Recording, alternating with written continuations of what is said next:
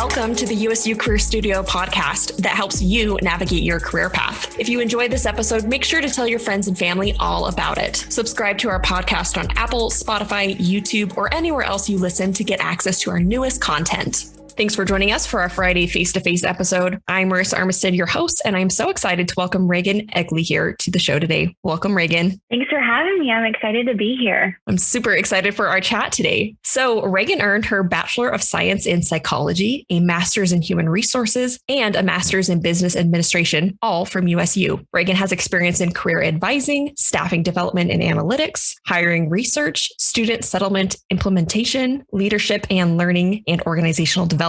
She has served as president of USU's Alpha Chi Omega chapter and has received 2 notable awards from her accomplishments, including USU Robbins Women of the Year Award and Greek Woman of the Year Award. So Regan, I've basically heard all good things and that you're the coolest person on the planet. So you've actually built your own computer and you've gone to the Nile to do some whitewater rafting and bungee jumping. So I have to know more about what inspired both of these crazy and awesome experiences. Yeah. So I think at an early age, I kind of gained some life experiences and some perspectives on the fact that life is really, really short. And I don't have like a running bucket list, but when some of these opportunities come up, I kind of take opportunities as, is this a bucket list item? If I look back on my life, am I going to be regretful of not taking those opportunities or not just saying, I want to try it out. I want to see if I can do this. So building my own computer, I had a friend, my computer died and he was like, well, why don't you build one? And at first I was really intimidated by it. And I was like, no way, I don't think I can do that. But then kind of took a new perspective and was like, well, it would be really cool to just, say I built this by myself and understanding what goes into that. So I built my own computer and the same kind of situation happened with bungee jumping and whitewater rafting over the Nile. I was doing a humanitarian trip in Uganda and the opportunity kind of arose and I was like, you know what, I kind of want to go for it because life is life is short. And I want to be able to say that I've done some of these things when I look back on my life. So, yeah. I love that. So Regan, this month, we're talking all about personal reflection, especially within the context of career development. And so I'd love to begin today by having you think back to some of your earliest memories of what you wanted to be when you grew up. This is a really great question because I think this changed just about every year from when I was a kid. I wanted to be everything from, an astronaut to a painter. I was kind of a science nerd. I loved anything STEM related, but then I was also I'm kind of right-brained. So I'm very creative. I love to paint and draw. Ultimately, I kind of settled on being a doctor. And that was something that I really jumped into during high school and even the beginning of my undergrad. But it's very much changed over the years. And I think if you'd asked me at any age, ultimately, it was really what my passions in life were and how I wanted to kind of live my life and what I wanted to do every day was what I would have, given that answer to you as. So yeah, I love that. And I think that probably rings true for so many people. I think oftentimes, when we're asked, especially when we haven't decided, like maybe early on in college, when people ask you like, what is your goal? What do you want to be? It's like, well, on any given day, I might feel a little bit differently. And I think a lot of freshmen especially can relate to that feeling. So I actually really love that you've shared that. I'd love to hear a little bit more about around how old were you and what kind of job did you have? Like the very first job, what was that like? Yeah. So when I was in high school, I was really concentrating on my studies. So my first job actually came when I was like maybe 15, 16. And I was going through high school and I had finished my medical assisting certifications, my phlebotomy certifications. And I always say my first job was the best first job I probably could have had. I was a medical assistant at a pediatric outpatient clinic. So I worked with kids every single day, doctors and nurses, and I was just learning about the environment that I was in. And so I would bring patients back, I would take their vitals, and then I assisted in any procedures that were going on in office, surgeries. So that was a lot of fun. And I think obviously what I learned most there was, to work with people of all ages. But I think the most important thing that I learned there was really how to follow through on things that you're going to say, how to be someone with integrity. If something goes wrong, being able to fix it in that moment, because the people who I was working with every single day, they were really counting on me and my team to bring them the best care possible. And I think that although, my responsibilities will likely change from what I was doing in that job, I think those are key life skills that I'll probably bring with me no matter where I work. I love that. And I think that's a really good point to make, that some of our earliest jobs aren't necessarily about maybe career defining moments, but they're great opportunities for us to gain some really great transferable skills that can apply to lots of different, majors or industries. So I love that thought. Maybe continue this conversation of, okay, so we've kind of walked through like early stages and then we kind of moved into like high school. Now walk us through your college experience. So talk to us a little bit about, how did you find maybe your bachelor's degree major, but then how did you recognize, actually, I want to pursue a couple of masters? So walk us through kind of that timeline. This is a great question. I was one of those people who I came to college and I knew exactly what I wanted to do. Medicine was where I was going. I finished genetics and organic chemistry. And then I kind of decided in my third year of being at USU that I was in some leadership positions at the time. And I realized I learned about myself is really what I did. Learned about how I internalize stress and how that would apply to my actual everyday job. I have a sick family member, and being in hospitals and understanding how I would kind of internalize that and want to take care of people, I realized it just wasn't something that I could do every single day because of a work-life balance I decided I really needed. So during that time, I was actually a psych undergrad, and I learned a little bit more about industrial and organizational psychology and how psychology is paired with business and even just performing individuals in their day-to-day environments. So I started to take some sports psychology classes and learning about performance of individuals and kind of what you need to tap into to find the potential of individuals and how to help them get to that full potential and how to work at their peak performance. And so I kind of actually pieced my ending major together. I took an extra year to really pursue what I knew that I loved and was excited about. So I got my degree in psychology, but I had some minors in the business school and in human resources. So I could kind of pair those two perspectives together to really create the collegiate experience that I was looking for and things that I wanted. So it was kind of serendipitous in the sense of I came in wanting to be, a pre-med major, get into medical school, but I actually found human resources and performance and leadership in some of the opportunities that I had at Utah State. And getting into my master's, Utah State actually has a really great Master's of Human Resources program. So I ended up being in the place that I needed to be to get into my master's and continue on that journey. I love that. One question that I have in thinking about this, because it's really common for people to go to college and say, like, I'm going to be a doctor. That's a really common thing that a lot of students say. And I'm curious for you, did you receive any pushback maybe from family or outside pressures when you said, actually, I'm going to change my path a little bit? And I don't want to say that psychology is less respectable, but I think there are some stigmas around these different career paths, right? And so I'm curious from your perspective, was there any pushback that you received when you said, actually, I'm going to change my major? That is a great question because that's exactly what I experienced. I think my parents were really worried, like, do you know what you're doing? Like, this is your life dream.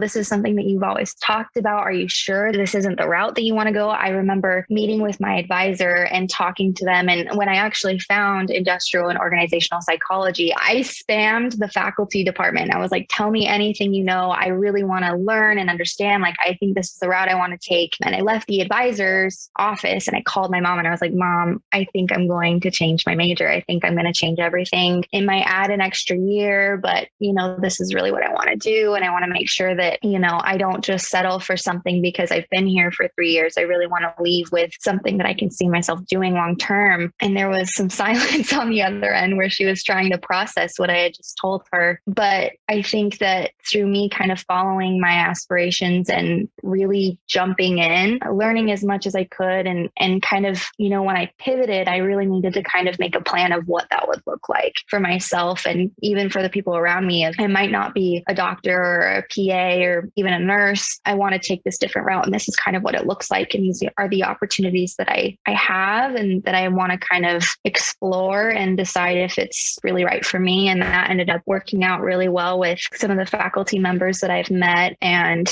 research that I've done and classes that I took. So I'm grateful for the pivot, but it can be a really painful thing to kind of give up that identity that you've held on to and everyone knows you as and where you're going and say, this isn't right. This isn't what I want to do. And I need to do this for me and for no one else. Yeah. And I think I love that you shared that with us. I know it's very personal, so I really appreciate you sharing that. And I thought it was really interesting when you were describing kind of the reasoning. You said, I loved the content, like you loved the classes that you were taking. It wasn't that you necessarily didn't like the content, but you realized that there was a conflict between the lifestyle that you desired and what that degree, when you look at it as a profession, would mean. And so I think it's really interesting, because sometimes we spend a lot of time saying, okay, I need to do self-reflection, which is really important. Then we'll say, okay, now I need to do some major exploration. But sometimes we forget to combine the two and say, okay, where does kind of the rubber hit the road, right? Where is reality intersecting with my interests? And so I think that's a really great example of being able to see both parts and then really have a real reality check with yourself and say, okay, does this work? So I really appreciate you sharing that example. I would love to hear a little bit about the fun that you've had at USU. I know we've had an interesting past year, but I would love to hear, looking back on all of the years, what are some of your favorite USU memories? One thing that I just love about Utah State is they have such a focus on student life and providing an experience to students. And that was one thing that I was really drawn to Utah State for: the events, the sporting events, just like the opportunities, and even like the professional kind of networking and development opportunities that Utah State provides. And I think that looking back at my undergrad and,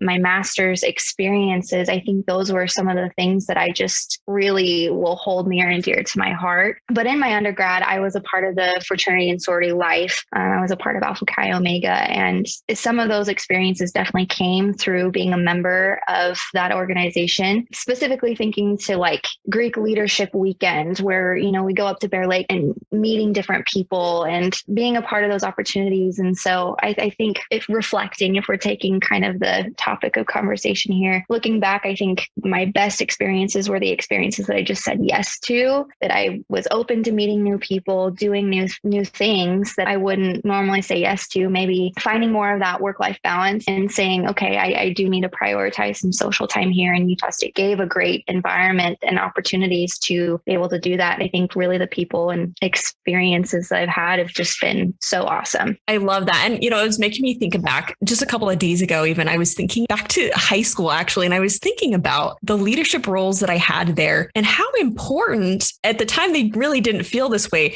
but how important it was that I began to gain leadership experience really early on. And then in my college experience, very similar to you, I continued to add on to that and I continued to get that experience. And it's so interesting now looking back on those experiences, because again, I gained such great transferable skills that I use every day at work. And so I love that not only were those things fun for you to participate in, but you probably gained a lot of really great skills, and especially the networking piece. Oh my gosh, like how important is that as we're trying to find jobs and whatnot. So I really love that those were enjoyable experiences and also probably some professional development as well. I would love to hear your thoughts on this question, which is, was your college experience what you had expected? Why or why not? This is so funny because I'm thinking back and I don't know what I really expected from college. I think if you had asked high school Regan, what is college going to be like? I would have thought, it's studying 8 to 12 hours a day. It's really, making my way to get into medical school, get good grades. And that social aspect, I don't think I really knew what to expect. And I think that was the most pleasant surprise of them all, were really the people that I encountered, the people that I met, and the experiences that I did end up having. I didn't ever anticipate myself to join a sorority. That was never something that I was interested in. I might have thought that I would have danced a little bit more through college, like be on a dance team or something. But I think that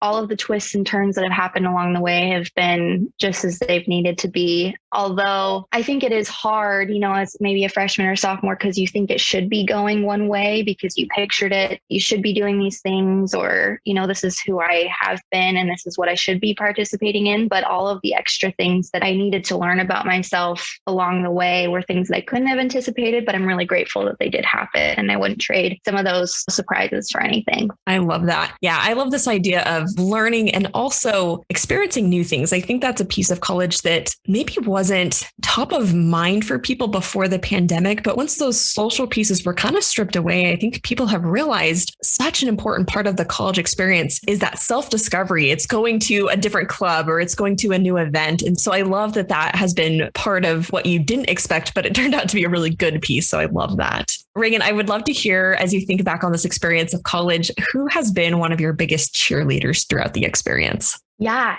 I mean, obviously my parents, I think my parents have been amazing at trying to give me the space that I need to, develop, but then, pick up the phone when I feel like life is falling apart. I don't know what to do about, a grade or a boy or friends or whatever. So they've been really awesome in cheering me on through my development and my success there. But one thing that I have found, Utah State has amazing faculty and they do want to see students succeed. And I think that when I was a freshman or a sophomore, I was pretty intimidated by talking to professors because, they've done all this research and they're conducting these massive classes and they know how to speak and you're just trying to make it by in their class or you're trying to understand, where you fit into kind of this bigger picture. And some of my biggest cheerleaders have come from some of the professors that I've gotten to know. So like Allie Cook, Steve Hanks in the business school. I mean, some really just amazing people that professors want to see students succeed. They want to give them that time. That's why they're there. They want to see kids develop and reach their goals. I think that's really what they're there for. So I think some of my biggest cheerleaders have been in those professors and confidants that I found along the way. I had a really great manager. I worked at the Space Dynamics Lab. They're on Innovation Campus. They're a research foundation through USU. They work with NASA and US Defense. And my manager was just fabulous because the position was a business assistant position, but I was a psychology student and I had previous to that done, biology and chemistry. And so he kind of took a chance on me and having those people that kind of are willing to say, hey, I see some potential in you and I want to give you the opportunities to grow and try something new. He was fabulous in giving me the opportunity to do that. So super grateful for the people that USU really put on their campus because I think they're so intentional about who's working with students and what they want to see in students and how they grow. So I love that. Yeah, I totally agree. I think faculty can seem really intimidating when you haven't had a real conversation with them. And I remember that was an eye-opening experience for me as well when I went to some event and I just had a natural conversation with the professor. I was like, oh, they're like a human. They are a human, right? And so I think that's a really cool experience to have. And yeah, I totally encourage students as well to reach out to faculty because they want to see students succeed, right? That's really their goal. So I love that. Regan, what is one piece of advice that you would give to your 15-year-old self about careers as you look back? I think to give yourself the patience to learn. And I think, what I would have told myself is just try something new. Don't say no because you've got your blinders up and you're so focused on one thing. You're not really seeing some of the other things that are happening, opportunities that you could take advantage of. So just saying yes and trying something new. And I also think in your transition from high school into college, in those first few years, you're really still kind of learning about yourself and where you fit. You're kind of a small fish in a big pond and you don't know who you are and what you want to be. And I think one piece of advice that was given to me was that people don't think as much about other people as you think they do. People aren't focusing on your flaws or your development or you as much as you think. So don't be insecure. Don't be afraid. Really blossom into the person that you want to because everyone's paying attention to themselves. Really take that time to try new things and be okay with that and be okay with the stumbles along the way because those are the best learning experiences and to find yourself, to figure out what you want to do and where you're going. That's been, I think, really crucial for me in my experience. I love that. I love this idea of giving yourself a little bit of grace as you learn and grow. Exactly. Yes. So I know that college is not all roses and butterflies. So I would love to hear a little bit about one of the more challenging experiences that you faced, but also one that was really rewarding. So what are some thoughts on that? When I think back, the most prominent experience for me, as you had mentioned before, I was president of my Alpha Chi chapter. And when you're stepping into those leadership roles, I think no matter what club or organization you're a part of, there's a level of responsibility that you're taking on for yourself. And it's kind kind of tough when you're doing this in college, because not only are you taking that responsibility on yourself, but these friends that you've made, you also kind of have to hold accountable. And you're kind of switching between hats because you want to play that friend role, but you're also playing this leadership role, and you have to run whatever organization you're in and put events together and hold people accountable. And sometimes you have to have some of those hard conversations. And I think that was really tough. And I had to learn how to do that and juggle that. That wasn't something that I had done really before, but coming out on the other side, those are, I think, skills that I'll be able to take with me. And it was probably the hardest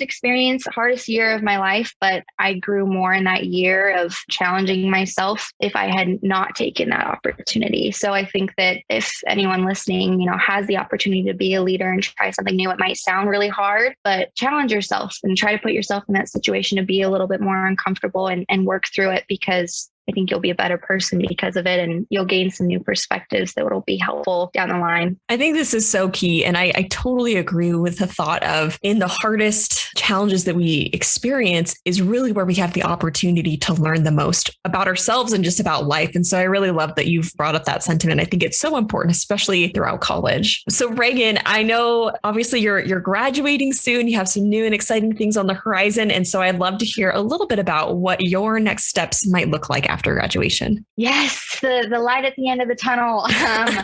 So I just finished my Master's of Human Resources this last December, and I'll be done with my Master's of Business Administration this May. Yay.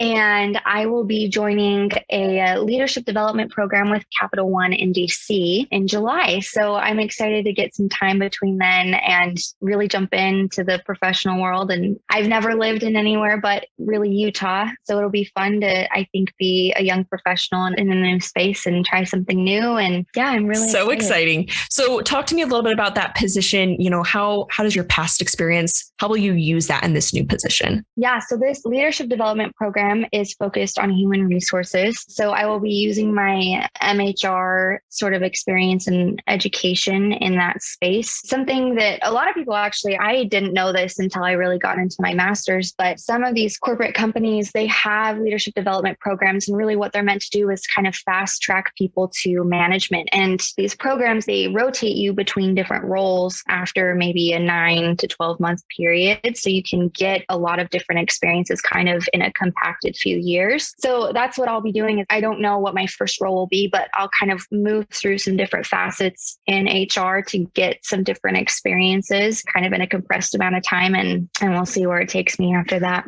Very cool. I haven't heard of that with Capital One. So that's a really interesting and exciting new step. So I hope that you have a wonderful experience and that you gain some really great insights from that. So that's really exciting. Well, as we kind of come to a close here today, Regan, I would love to hear, as kind of a final sentiment and thought, how has personal reflection helped you learn from past experiences and grow professionally? Yeah, personal reflection, I think, is everything. Hindsight is always 20/20, right? And I found myself to be a chronic overthinker. That's very much who I am. And sometimes I think that that's stressful and I need some reminding to come down from that. But reflection has really, really helped me learn from the experiences that maybe haven't gone so well, or maybe the things that have gone well, and learning how to apply those in future situations. And I truly feel that reflection has been what has gotten me to this point, and learning about myself and what I want to do moving forward. I think that the first 2 years of college for me were really, really tough. And I was able to kind of reflect early on why I was maybe unhappy or what I wanted to change and what I was doing. And I think that reflection really helped me to set the tone of who I want to be and what sort of attitude I want to bring into my final years of college. And I think that that's really what's helped me to build a computer, or, go to Africa and do a humanitarian trip, or, to find the industry that I really love and I'm excited about. So I would definitely encourage students to kind of stop and reflect a little bit on the experiences they have had, because I think that sometimes the answers forward are looking back and learning from some of those things. I love that. And I have a small follow-up, and then I know we'll call it a day, but I'm really curious, what are some specific ways that you've reflected? I know people process information differently. Sometimes maybe it's kind of meditation where they're just thinking. Sometimes people write it down. What have been some methods that have been effective for you as you reflect? Yeah, I've learned that journaling is huge for me because it really slows down my thoughts and I can really think through my feelings and what happened and what I want to kind of change moving forward. Meditation is actually something that I've recently picked up that's been really helpful for me to kind of clear my mind and recenter myself. And I think also finding those people that you can really confide in, trust in, rely on, that will let you use them as a soundboard to kind of walk through your thoughts and your emotions and kind of reflect on the day and what happened. So those have all been really, really helpful for me. I've also learned through journaling and not only kind of writing out the events and my feelings, kind of also envisioning and reflecting on who I want to be looking forward. You know, what does that woman look like? What does she feel like? What is she doing? What does that day-to-day look like? And I think through journaling and writing through, you know, what I want that to look like, I've been able to kind of outline, you know, what my daily routine should look like. What do I want to be doing in 3 to 5 years? So I think reflection has really helped me clearly outline that based off of the things that I've experienced in the past. Great examples and great strategies that I think people can start implementing now. So thank you for that really helpful advice. It's been a pleasure to have you on the show today, Regan. I so appreciate your thoughts, the good, the bad, the learning and the growth, and just really appreciative of your time. So thank you so much for being here with us today. Thank you so much for having me. It's been a pleasure. Thanks for joining us here at the Career Studio today. Please join us next week as we continue to discuss this month's theme of personal professional reflection.